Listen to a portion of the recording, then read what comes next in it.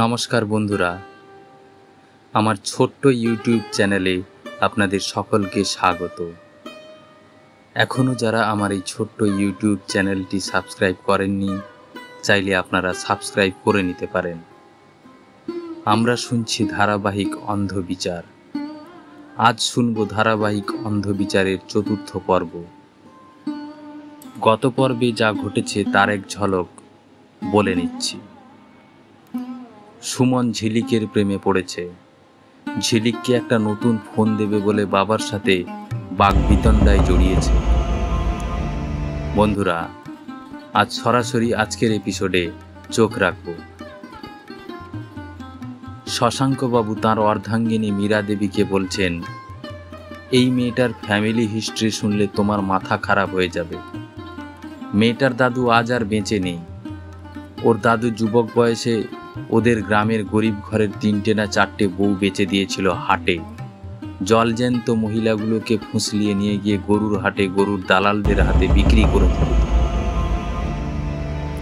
আমার বাবা বলতো সেই সময় নাকি লোকের বউ বিক্রি করে 10 বিঘা না 12 বিঘা জমি কিনে আজ ওরা বড় লোক। আমার বাবা এও বলতো এই ঘটনাগুলোর জন্য ওদের বাড়িতে কত বিচার হয়েছে।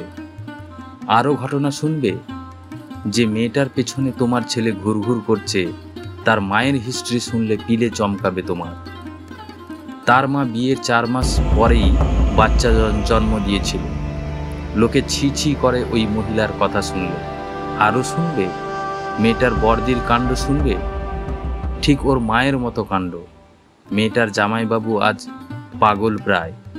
সেই বাড়ির মেয়ের পাল্লায় পড়ল আমাদের সুমন। কেন, দেশে আর মেয়ে ছিল না? মেয়েরা, তুমি ওকে বোঝাও। ওই মেয়ের সঙ্গ ত্যাগ করতে বলো, নচেত ঘর থেকে বেরিয়ে যেতে বলো। আমি এমন পরিবারের মেয়েকে ঘরে ঢোকাবো না। স্বামীর মুখ থেকে এমন কথা শুনে মীরা দেবী বললেন, তুমি কি শোনাচ্ছ গো? শুনে তো আমার গা হাত পা ঠান্ডা হয়ে যাচ্ছে। আমাদের একমাত্র ছেলে সংসারটা জলে ভাসিয়ে দেবে না তো? ও ফিরুক, আজই আমি একটা হেস্তনেস্ত করে ছাড়বো। আমার মাথা কাজ করছে না এই মুহূর্তে। সন্ধ্যায় সুমন ঘরে ফিরে দেখে বাবা মা মুখ গম্ভীর করে বসে রয়েছেন। মনে মনে সুমন ভাবছে, আজ মোবাইল চাইলাম বলে রেগে আছে সবাই। ও ঠিক হয়ে যাবে, এখন মাথা গরম আছে, কাল সব ঠিক হয়ে যাবে। রাতে খেতে বসার সময় সবাই চুপচাপ খাচ্ছে। এমন সময় মীরা দেবী বললেন, তোর নামে কিসব কথা আমরা শুনছি, এগুলো কি ঠিক কথা? পিলে চমকে ওঠার মতো চমকে সুমন মাথাটা তুলে বলল, কি কথা? যা শুনেছ সব ভুল কথা।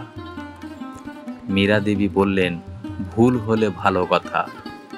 তুই পড়াশোনায় ভালো ছেলে, তোর স্কুলে তোর নাম সবাই করে। এখন শুধু পড়াশোনায় মন দে, অন্যদিকে একদম মন দিস না। ভালো পড়াশোনা করে যদি ভালো চাকরি পেতে চাস, তাহলে তোকে এই সমস্ত প্রেম ভালোবাসা ছাড়তে হবে। তাছাড়া তোর বয়স কত? এসবে একদম মন দিস না, মন দিয়ে শুধু পড়াশোনা কর। অর্ধেক ভাতকে থালায় হাতটা ঝেড়ে সুমন উঠে গেল। মীরা দেবী অবাক দৃষ্টিতে ছেলের দিকে তাকিয়ে রইলেন। শশাঙ্কবাবু বললেন, দেখো, না খেয়ে উঠে চলে গেল। শশাঙ্কবাবু এও বললেন, ওকে যেতে দাও। ও আজ সারা রাত ভাববে, তারপর নিজের মতো করে সিদ্ধান্ত নেবে। আজ আর ওকে কিছু বলো না, ওকে একা থাকতে দাও। সবাই রাতে যখন ঘুমাচ্ছে তখন বই নিয়ে বসে সুমন। একান্তে পড়াশোনা করছে ছেলে রোজকার মতো। মীরা দেবী ছেলের ঘরে উঁকি দিয়ে দরজা আস্তে করে ভিজিয়ে নিজের ঘরে চললেন। মায়ের উপস্থিতি টের পেয়ে সুমন উঠে দরজাটা লক করে দেয়। দরজা লক করে দীর্ঘক্ষণ মোবাইলে চেষ্টা করে ঝিলিককে ফোনে ধরতে, কিন্তু লাইন পায় না। ঝিলিকের ফোন সারাক্ষণ ব্যস্ত। প্রায় ঘন্টা 2 চেষ্টা করে সুমন, কিন্তু ঝিলিককে ফোনে ধরা গেল না। বেশ কিছুক্ষণ পর শেষবারের মতো সুমন যখন ঝিলিককে ফোনে ধরার চেষ্টা করল, তখন ঝিলিক ফোনটা তোলে। অস্থির সুমন বলে, এতক্ষণ ধরে তোমাকে ফোনে ধরার চেষ্টা করছি, তোমার ফোন ব্যস্ত, কার সাথে কথা বলছিলে এতক্ষণ? ঝিলিক ঠান্ডা মাথায় উত্তর দেয়, আরে না, আমি বলছিলাম না, মা দিদির সাথে কথা বলছিল, তারপর জামাইবাবুর সাথে কথা বলল, তারপর দিদির শ্বশুর কথা বলল। এরা কথা বলা শুরু করলে ফোন ছাড়তেই চায় না। বলো, কি বলতে চাইছিলে? ও, আমি বুঝেছি, নতুন ফোন কালই আসছে, তাই তো? এই সুসংবাদ দেওয়ার জন্য ফোন করেছিলে, তাই না? ঝিলিকের কথা শেষ হতে না হতেই সুমন হাউ হাউ করে কেঁদে উঠল। কাঁদতে কাঁদতে বলল, I love you Jhilik, I love you. আমি তোমাকে ছাড়া বাঁচব না ঝিলিক, আমি তোমাকে ভীষণ ভালোবাসি। আমি তোমাকে এত ভালোবাসি যে সারাক্ষণ তোমার কথা ছাড়া আমি অন্য কারুর কথা চিন্তা করি না। বন্ধুরা, আজকের এপিসোডটি এই পর্যন্ত থাক। আবার কথা হবে গল্পের ছলে ধারাবাহিকের অন্য কোনো এপিসোডে। আচ্ছা, এই পর্বের একটু সংক্ষেপে বলে রাখি। এই পর্বে আমরা জানলাম মৃগাঙ্কবাবুর ছোট মেয়ে ঝিলিকের প্রেমে পড়েছে জনৈক শশাঙ্কবাবুর একমাত্র পুত্র সুমন সরখেল। এই প্রেম আদেও টিকবে নাকি টিকবে না জানতে হলে অবশ্যই পরের পর্বগুলোয় চোখ রাখব।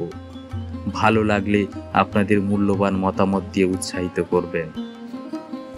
আর হ্যাঁ বন্ধুরা, এই গল্পটি যদি আপনারা পড়তে চান তাহলে আমি আমার সোশ্যাল মিডিয়ায় প্রতিলিপি লিঙ্কটি শেয়ার করে দিচ্ছি।